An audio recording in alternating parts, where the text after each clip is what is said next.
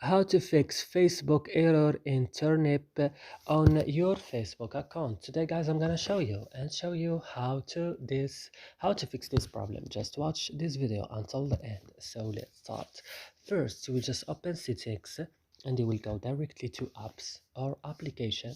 Then you will scroll down and you will go directly now to Facebook.